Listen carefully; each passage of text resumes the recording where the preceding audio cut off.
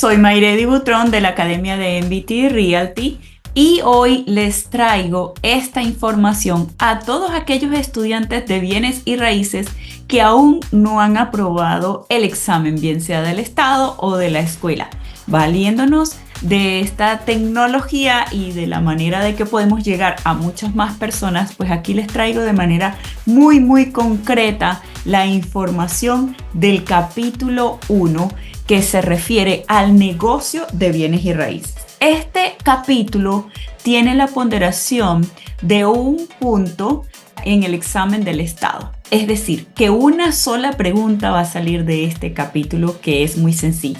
Voy a hacer un pequeño resumen y me voy a detener en algunas preguntas que son muy importantes que usted maneje. Voy a decir más de una porque hay más de un examen o modelo de examen para aprobar el examen del Estado. Si nosotros nos enfocamos en la información concreta y obviamente entendiendo el contenido, va a ser muy sencillo para ustedes poder aprobar el examen. Entonces, el negocio de bienes y raíces. Primero, tenemos que entender qué tenemos que tener nosotros, qué conocimientos debemos manejar nosotros para ser unos expertos en el área de bienes y raíces. Primero, dice su libro que tenemos que saber cómo se transfiere la propiedad. Y no es que nosotros lo vayamos a hacer, para nada. Para eso está la casa de título o los abogados, pero el comprador o el vendedor generalmente no tienen esa información. Cómo se traspasa el título y la importancia del seguro del título a la hora de hacer esa transferencia. El seguro del título lo vamos a ver en capítulos posteriores. El segundo sería conocimientos del mercado. Generalmente el comprador, el vendedor nos van a decir, es un buen momento para comprar, es un buen momento para vender. Nosotros en el capítulo 17 vamos a poder hablar extensamente de cómo está el mercado actualmente. Si es un mercado propicio para comprar, un mercado propicio para vender. El otro es el conocimiento sobre cómo se venden propiedades, bien sea residenciales o comerciales. Nosotros al tener esa información podemos ayudar a nuestro cliente, por ejemplo, a conocer las áreas. ¿En qué área esa persona se quiere mudar? ¿Dónde quiere vivir? Por razones de trabajo, por razones familiares. Podemos ayudar a esa persona a ubicarla y esa es una de las grandes bendiciones que tenemos nosotros dentro de este ámbito de lo que podemos hacer. Nosotros también podemos ayudar dentro de las 5 especialidades en venta, que tenemos 5 cosas que podemos hacer. Tenemos primero que nada darle a conocer al público, es una obligación que tenemos esta licencia. Podemos hacer publicidad. Solamente aquella persona que tiene licencia de bienes y raíces puede hacer publicidad de bienes y raíces, bien sea para la renta o para la venta. Por eso es que hay que tener mucho cuidado por allí cuando ustedes estén publicando información, por ejemplo, de un amigo, de un pariente que esté vendiendo la propiedad o que sea un agente inmobiliario y usted le vaya a hacer el favor. Eso no existe, se puede meter en problemas legales. Uno de los puntos cruciales aquí dentro de este tema es la administración de propiedades y es pregunta de examen.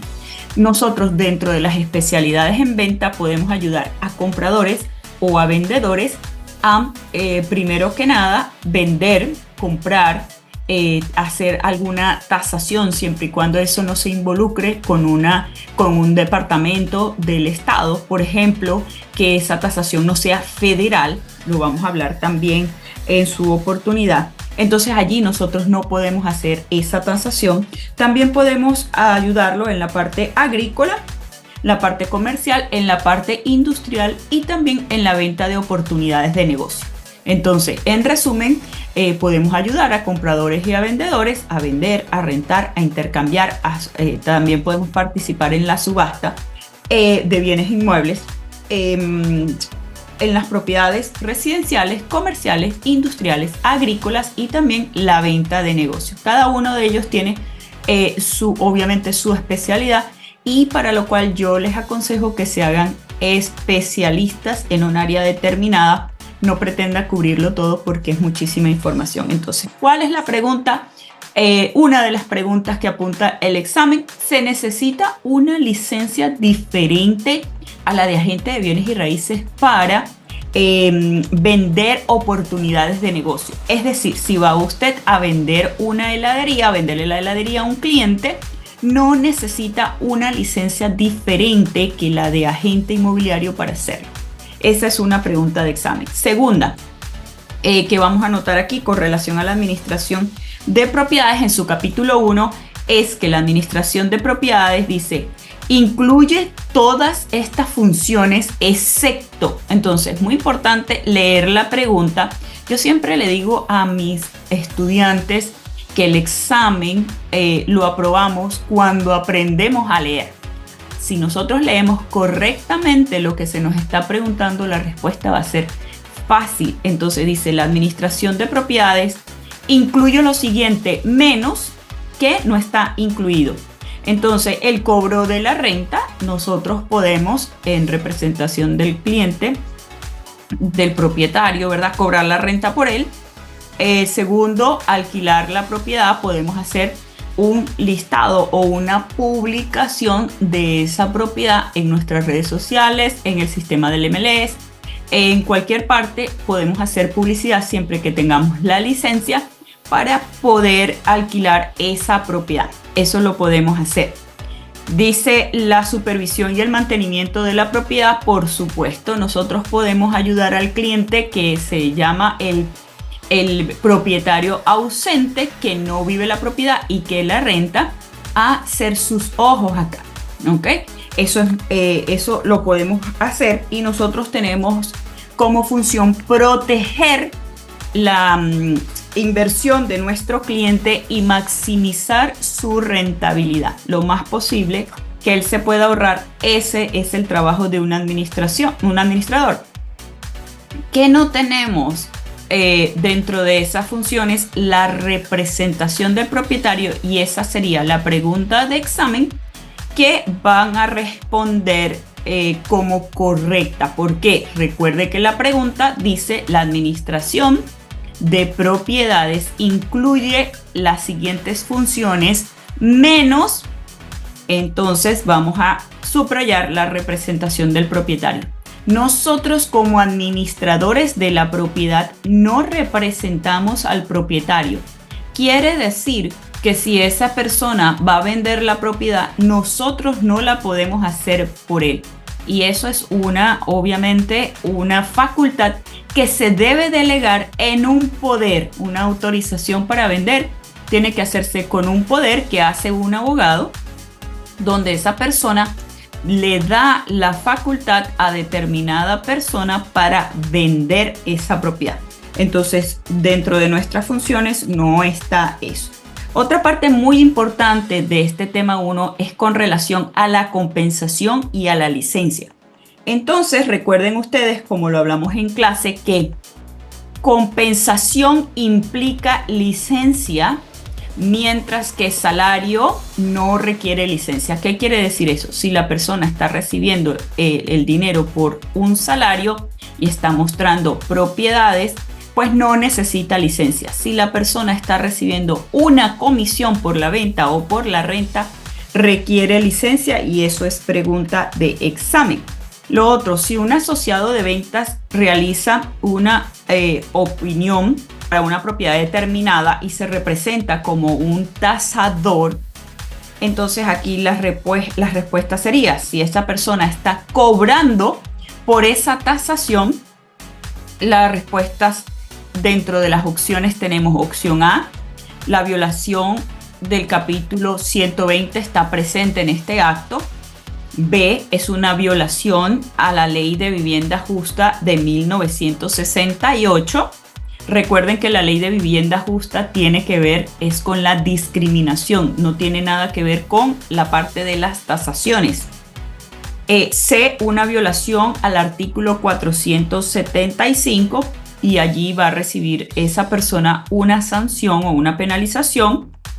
Y la opción D es una violación a la Ley de Derechos Civiles de 1866. Por descarte, esta última tampoco es, porque recuerden que la de Ley de Derechos Civiles lo que protege es la raza, específicamente la de 1866. Por lo tanto, esta es una violación porque nosotros, si no tenemos la licencia de tasadores, no podemos presentarnos como tasadores y hacer una appraisal o una valoración de una propiedad. Entonces, esto es muy importante con relación a la tasación. Recordemos el material que es una tasación. Es una estimación de valor que viene dada por un perito, por un tasador y que debe cumplir con cuáles normas. Esa es una pregunta de examen también. Las normas USPAP, que son las normas de la práctica profesional, Uniform Standard of Professional Practice, Appraisal Practice. Entonces, ese es USPAP. La pregunta de examen va referida a cuando se recolecta información referente a propiedades que se vendieron, propiedades que están puestas ahora mismo en el mercado y propiedades que expiraron. Entonces, el agente licenciado, ¿qué es lo que está haciendo? Una valoración, una estimación de gastos, un análisis comparativo de mercado o un GRN. En este caso, esta pregunta apunta a que el agente inmobiliario puede hacer análisis comparativos de mercado y esa sería la respuesta cuando nosotros ponemos juntos los que son las propiedades que se están vendiendo, las propiedades que están ahora expiradas y las que se vendieron en un tiempo prudencial. Así se hace un análisis comparativo de mercado. Nosotros como agentes no debemos cumplir con las normas USPAP porque no somos tasadores, a menos que la persona lo esté presentando como una tasación, sí debe cumplir esas normas. Entonces, estas normas son pregunta de examen. Otra pregunta muy importante es con relación a la dedicación.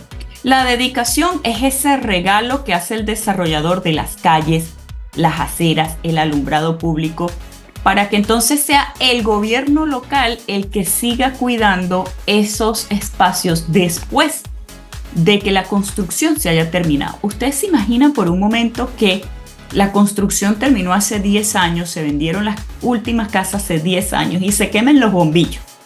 Entonces, vayan a llamar al constructor para que venga a reemplazar el alumbrado público. Eso no es posible. Es el mismo condado, el municipio, el que se encarga de velar por el mantenimiento de esas áreas. ¿Por qué? Porque el constructor que era dueño de ese terreno, de esos espacios, lo regaló.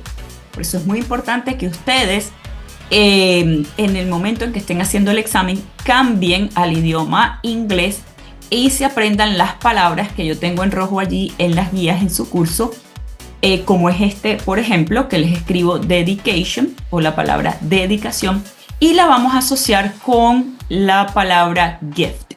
Esto es un regalo, ¿ok? Entonces, cuando usted vea la palabra gift, esa es la respuesta de su examen.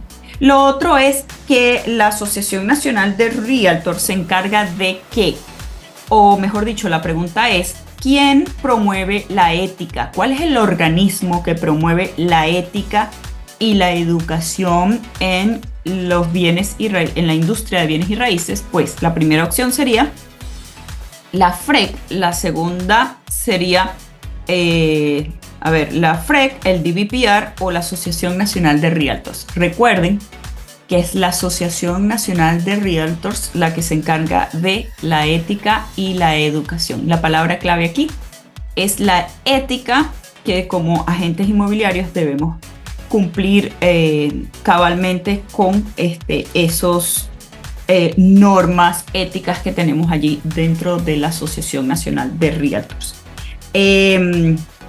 Los dueños ausentes, vamos a resumir, son aquellos que no viven la propiedad y que necesitan un administrador para el manejo de sus propiedades. Entonces, con eso les traje un resumen, un refrescamiento de lo que es el capítulo 1 para que usted, sin esperar más, pueda aprobar la licencia de agente inmobiliario. Los espero para seguir con esta información que es sumamente importante para ustedes.